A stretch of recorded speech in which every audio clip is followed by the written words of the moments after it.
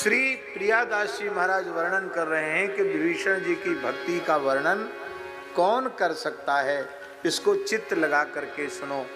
एक कलिकाल की घटना है विभीषण जी की, इस युग की घटना। ये नया चरित्र भक्तमाल में एक जहाज समुद्री तूफान में जहाज फंस गया और जहाज के चालकों ने कहा कि अब बचाने का हमारे पास कोई उपाय शेष नहीं रहा, जहाज तबाह हो सकता है, क्या करें। सब अपने अपने इष्ट को याद करने लगे। सब तरह के लोग होते हैं। किसी ने कहा रे महाराज समुद्र बल मांग रहा है, बलि। यहाँ भी देहात में लोग कहते हैं अरे भैया नदी ने बल ले लिया उसकी, तालाब ने बल ले लिया, ऐसे कहते हैं ना गांव देहात में लोग। बोले समुद्र देवता बलि मांग रहे हैं। बलि के विश्वास वाले लोग भी होते हैं। और बोले अब यहाँ किसको बलि दें। बलि हमेशा कमजोर की होती है, तगड़े की बलि कभी नहीं होती। घोड़े की बलि नहीं, हाथी की बलि नहीं, शेर की तो बिल्कुल बलि नहीं। कौन खुद ही बलि ले लेगा। नीतिकारों ने कहा है अश्वम नैव गजम नैव व्याघ्रम नैव च नैव च अजापुत्रम बलिम दद्यात् दैवो दुर्बल घातका। दैव भी दुर्बल का घातक होता है। संसार का नियम में कमजोर को ही बलि का बकरा बनाया जाता है, ताकतवर को कोई बोलने की हिम्मत नहीं। तो एक बेचारा आदमी था, उसमें दिमाग तो उसका बहुत अच्छा था, लेकिन बस यहाँ से अपंग था, कमर से नीचे अपाहिज था।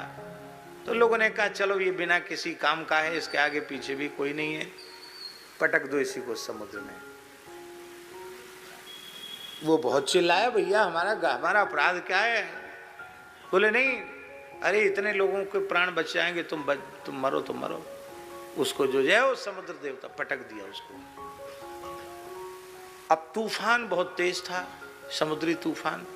उस तूफान में वो डूबा नहीं, उस समुद्री तूफान के सहारे वो उड़ता उड़ता उड़ता उड़ता तूफान के सहारे चला गया और जहां विभीषण जी का राज्य उनकी सीमा में पहुंच गया, वहां गिर गया, बेहोश पड़ा था बेचारा।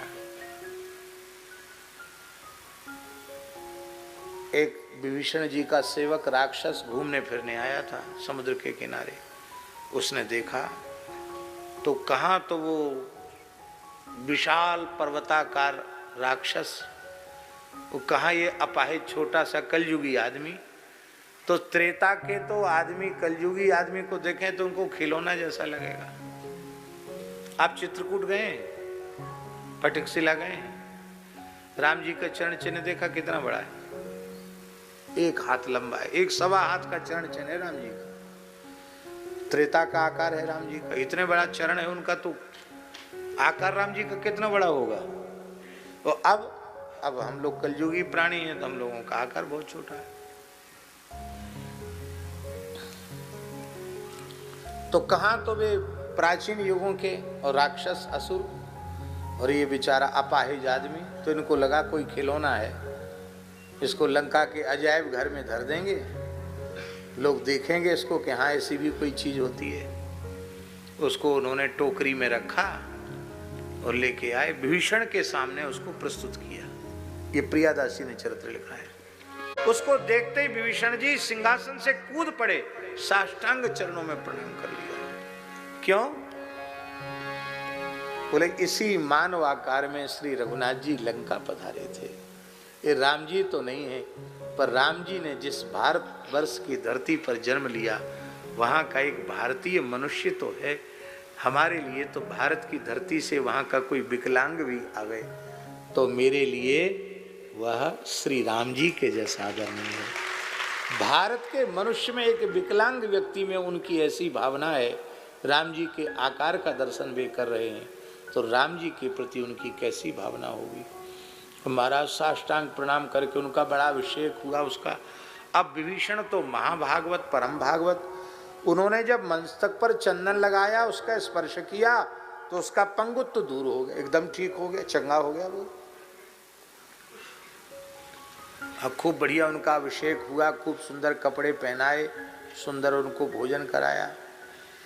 लेकिन वो आदमी घबरा रहा था। उसने सोचा, वो समझता तो कुछ था नहीं, वहाँ की भाषा बोलचाल सब सभ्यता। उसने सोचा कि ये तो चमत्कार हो गया कि हम बिल्कुल ठीक हो गए, लेकिन ये सब इसीलिए किया जा रहा है कि स्वस्थ व्यक्ति की ही बलि चढ़ाई जाती है।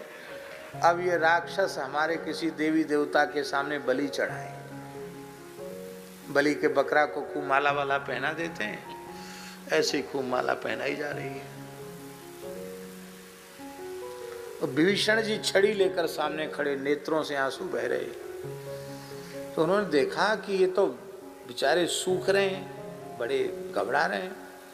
फिर आप श्रीमान जी, आप प्रसन्न नहीं हो रहे हैं, आप घबरा क्यों रहे हैं? उसने कहा, महाराज आपकी बहुत दया होगी, हमको जल्दी से जल्दी भारतवर्ष पहुंचा दिया जाए, क्योंकि मैं यहाँ एक क्षण नहीं रहना चाहता हूँ। उसने कहा, महाराज हमको समुद्र से पार कर दो, यही आपकी बड़ी सेवा होगी। अब तो महाराज तमाम दिव्य रत्न विभीषण जी ने उसको दिए और रत्न दे करके कहा कि ठीक है आप जाओ। बोले, महाराज अब हम पार कैसे होंगे? तो विभीषण जी ने क्या किया कि तुलसी के दल में श्री राम नाम लिख दिया और उस व्यक्ति के पगड़ी के भीतर उसको रख दिया राम नाम को, और पगड़ी बांध दी और कहा, अब उसको पता नहीं कि क्या कर दिया विभीषण जी ने। और विभीषण जी का विश्वास कि जब राम नाम श्री रघुवीर प्रताप ते सिंधु तरे पाषाण, बड़े बड़े पहाड़ तर गए तो ये आदमी क्यों नहीं तरेगा? भवसागर पार उतर जाता है तो क्या है? इस विश्वास के आधार पर राम नाम लिख दिया। अब तो महाराज वो जैसे योगी लोग मन की गति से चलते हैं, ऐसे वो समुद्र की लहरों पर चलने लग गया।